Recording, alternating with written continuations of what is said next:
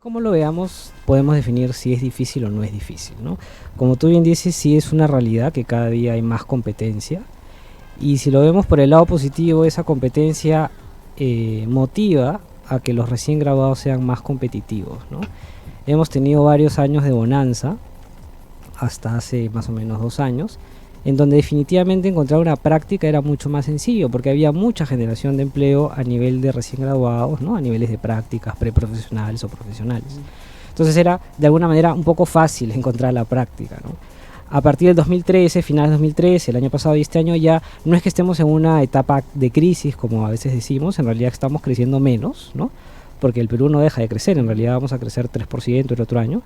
Pero claro, este crecimiento pequeño viene acompañado también de menos ofertas laborales, ¿no? Probablemente, y mejor dicho, seguramente el otro año encontremos menos ofertas de prácticas, pero eso motiva a que seamos más precisos en la búsqueda y definitivamente en formarnos y capacitarnos mucho más en los temas técnicos que requieren las empresas. Eso quizá podamos dividirlo en dos escenarios, ¿no? En el escenario largo plazo, ¿qué es lo que deberían hacer los alumnos desde que entran a la universidad? Yo siempre les aconsejo es no solamente desarrollar el tema técnico, toda la parte técnica que van a aprender en sus carreras, es decir, que sean buenos alumnos, que tengan mucho interés por investigar su carrera, ¿no? No solamente limitarse a venir a estudiar, sino también a ir un poco más allá, ¿no? Ser curioso intelectualmente en lo que están estudiando y también en temas de cultura general. Ujú. Eso tiene que ir acompañado de un desarrollo de competencias laborales, ¿no? Las cuales normalmente abarcan habilidades sociales, ¿no? Obviamente también la parte cognitiva, pero es muy importante que las competencias laborales se desarrollen desde el inicio de la carrera. Yo recomiendo que desde muy pequeños, desde que ingresan a la universidad, se comiencen a desarrollar las competencias laborales, ¿no? Como las que te mencionaba, ¿no?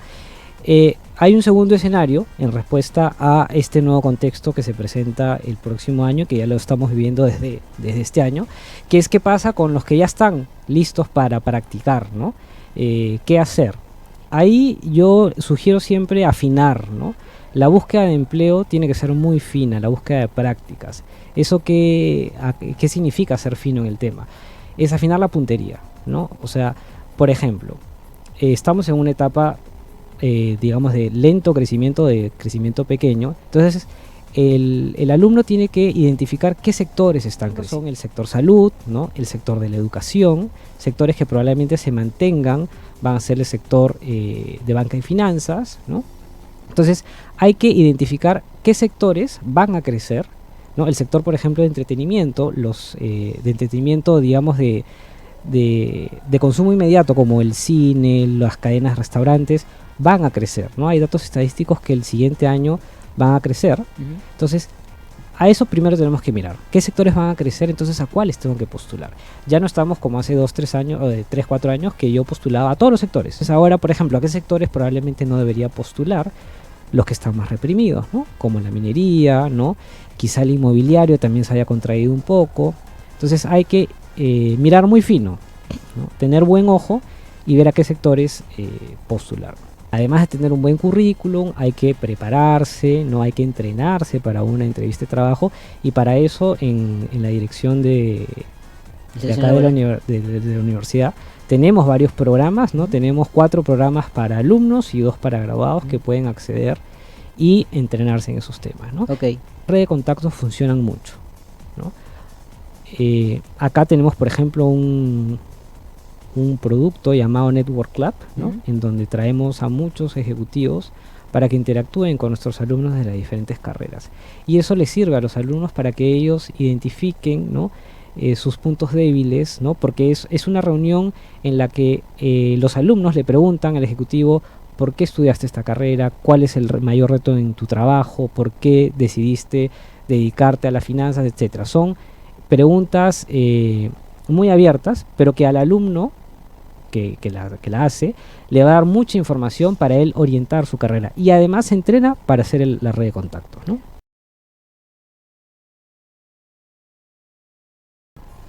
Y ahora vamos a centrarnos un poco en el currículum. Que Ujú. me estabas contando tú un poco sobre el currículum antes de irnos al bloque de pausa. ¿Qué es lo que debería de haber en un currículum? Porque Muchas veces se dice que debería ser corto, ¿no? O que debería de colocarse lo último que has hecho, o algunos dicen, no, tienes que poner todo lo que has hecho, ¿no? ¿Cómo debería de redactarse un buen currículum? A ver, un currículum hay que tener en cuenta que se lee en promedio en 11 segundos. Es lo que le dedican los reclutadores a cada currículum, no más de 11 segundos.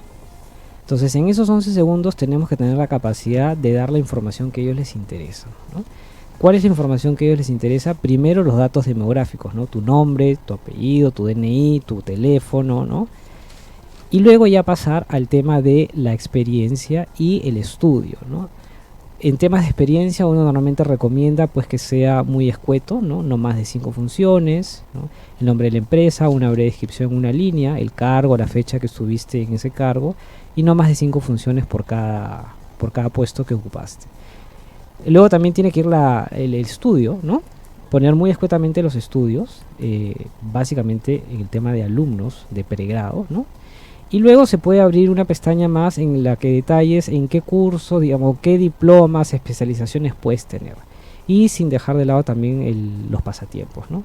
El currículum de un alumno no debería ser más de una página, ¿no? Y como te digo, siempre tener presente que lo van a leer en no más de 11 segundos. Ok, bueno, entonces ya saben, anoten esas pautas que siempre son importantes tenerlas. Y en una entrevista, ¿cómo debemos de comportarnos? Así, grandes rasgos. La entrevista es el momento crucial, ¿no? Son alrededor de 30 a 40 minutos que tienes realmente para, en buena forma, vender tu experiencia profesional, ¿no? Venderte tú como un profesional que debería ser contratado, ¿no? La entrevista, el primer lenguaje de comunicación en una entrevista no va a ser lo que dices en realidad, sino es tu vestimenta. Porque de todo el cuerpo, lo único que se ve del cuerpo en realidad es la cara y las manos, el resto es ropa, ¿no? Entonces, en una entrevista tienes que tener presente eso. A ver, todas las empresas, como tú bien has dicho, tienen una batería de pruebas para los postulantes, ¿no? Estas pruebas normalmente están compuestas por pruebas psicométricas, que son pruebas que miden tu nivel de abstracción, de razonamiento verbal, razonamiento matemático, y tienes las pruebas proyectivas, que son las pruebas del dibujo, ¿no? Dibujar un hombre, etcétera, que son pruebas psicológicas que van a dar una pincelada de tu personalidad. En el tema de las pruebas psicométricas, se toman básicamente para medir niveles de inteligencia, pero no están hechas realmente para que las pases todas las pruebas, ¿no? Sino dependiendo del puesto, hay también un puntaje para cada prueba.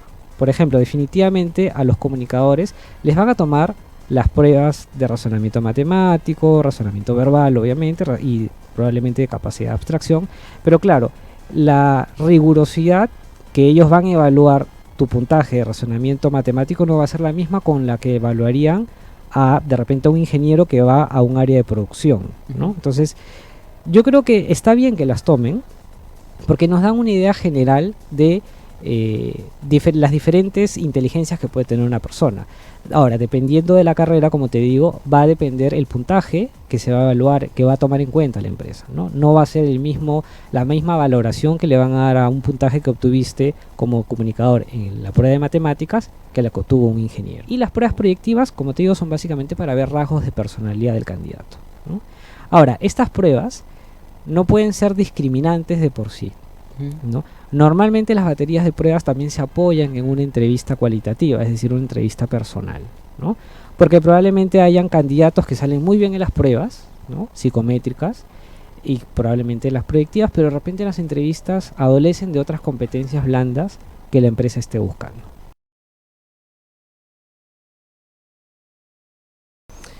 Mira, cualquier experiencia laboral es buena, ¿no? Sea en una empresa grande, en una empresa pequeña, en una startup, como independiente, como freelance. Creo que cualquier experiencia laboral es buena porque va sentando, digamos, va relacionando al alumno con el mundo empresarial.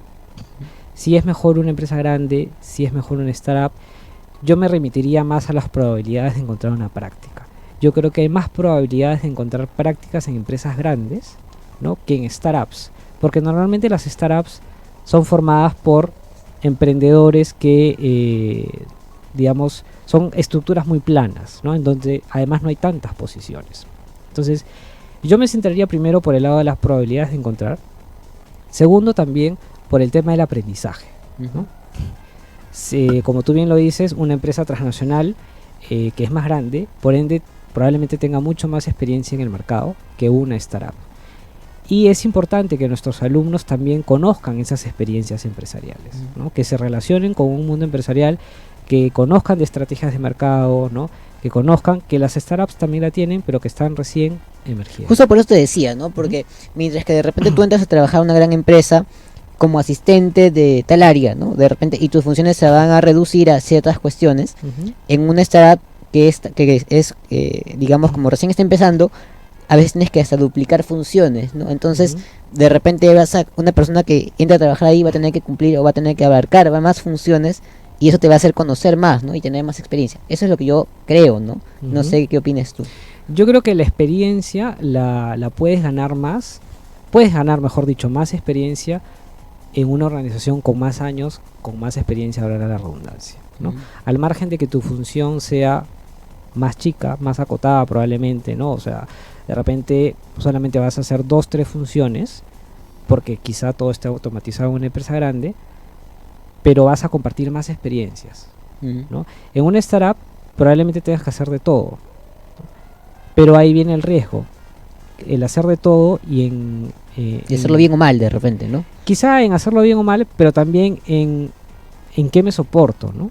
O sea, cuál es mi red de soporte al hacer de todo, ¿no? En qué me voy a especializar, ¿no?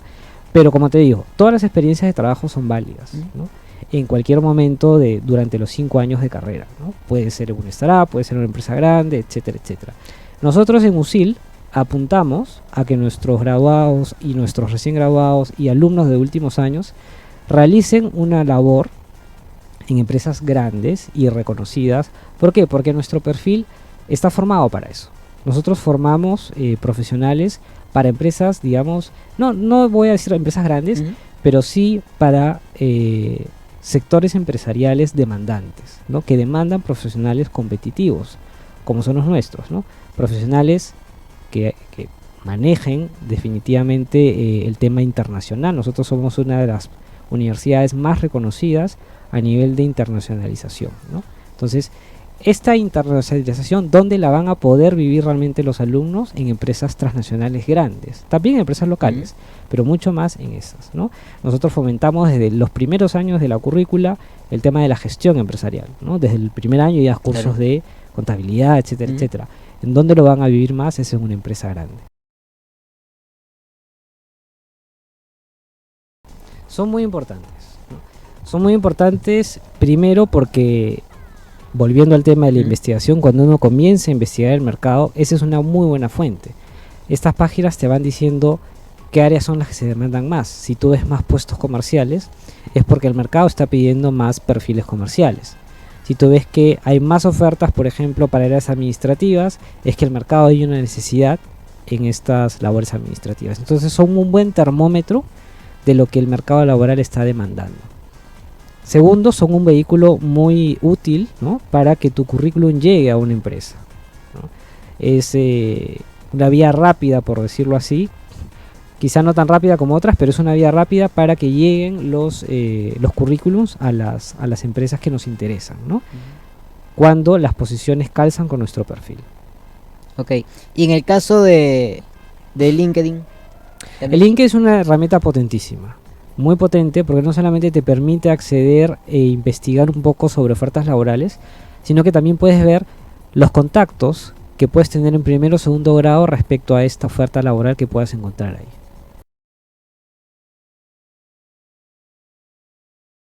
Yo creo que el primer activo que se lleva todo graduado de USIL es la formación universitaria, ¿no? Que ha recibido, ¿no? Segundo, nosotros contamos con una red de graduados muy dinámica a nivel del país, ¿no? Comparado con otras asociaciones.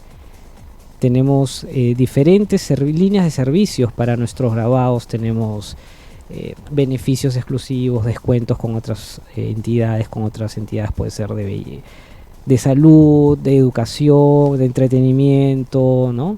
De desarrollo profesional. Tenemos también medios por los cuales el graduado puede promocionar el graduado empresario, su empresa, ¿no? Además de todos los eventos de aprendizaje que realizamos, ¿no? Tenemos 2 seminarios grandes. Tenemos el seminario de marketing para emprendedores, que este año fue la segunda edición y tuvimos más de 500 personas, 500 asistentes, en donde expusieron especialistas en el marketing de reconocidas empresas como Alicor, en donde además hubo la participación de graduados como expositores, ¿no? Por ejemplo, el expositor del tema de trade marketing fue un graduado de acá, Alejandro del Río, que trabaja en Claro. Entonces, eso les da la ventaja a los graduados no solamente de ser partícipes del seminario, de adquirir nuevos conocimientos, sino también de ellos ser protagonistas en el evento de aprendizaje, ¿no? Tenemos otro que es el seminario de management, tenemos el foro de empleabilidad. Entonces tenemos una serie de eventos de aprendizaje que son muy valoradas ya por los graduados y además que son muy útiles, ¿no? O sea, aportan mucho al desarrollo profesional. Entonces, básicamente, para entrar en la red de graduados, ¿se entra a través de la página de USIL? ¿Cómo es? Cualquier graduado de USIL está automáticamente asociado a la red de graduados por el hecho de haber culminado su programa con grado académico en USIL, ¿no?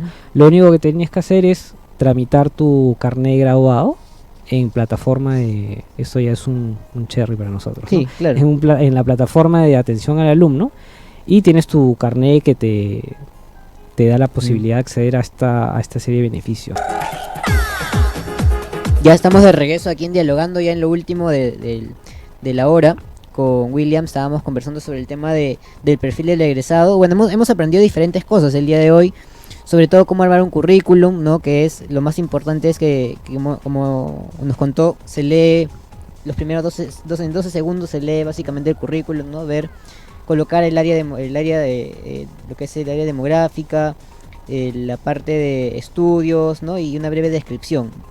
Hemos conversado también sobre que son relevantes las empresas, o bueno, digamos las áreas como Laborum, Boomerang, LinkedIn, que son, digamos, termómetros, ¿no? Entonces sí son importantes, digamos, porque miden de alguna manera las áreas que más se requieren personas para trabajar, ¿no? Que hemos aprendido también, bueno, ya saben que tienen que tramitar su carnet de graduados también para que puedan acceder a los mayores beneficios y asistir a los talleres de inserción laboral, a los eventos que se dan, a los seminarios, ¿no? Así que bueno, a grandes rasgos eso es lo que hemos aprendido el día de hoy. Williams, ¿tú quieres agregar algo más? Solamente, bueno, decirles que todo esto que hemos hablado se complementa muy bien con una buena red de contactos, ¿no? La red de contactos es crucial, ¿no? ¿Por qué? No es crucial porque el contacto te va a decir ya bien, siéntate y comienza a trabajar acá, sino que nos puede abrir más puertas también para más postulaciones, ¿no?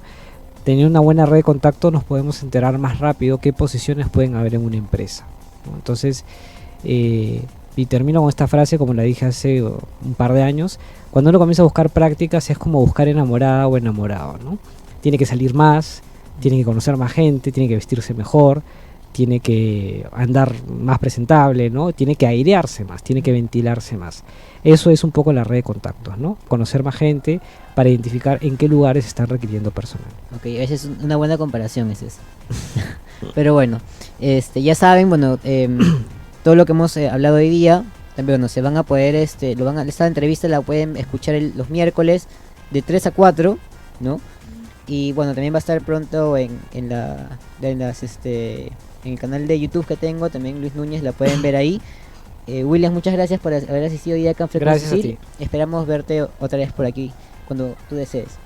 Eso ha sido todo por hoy. Muchas gracias por sintonizarnos aquí en Dialogando por Frecuencia USIL. Hasta la otra semana. Gracias, nos vemos.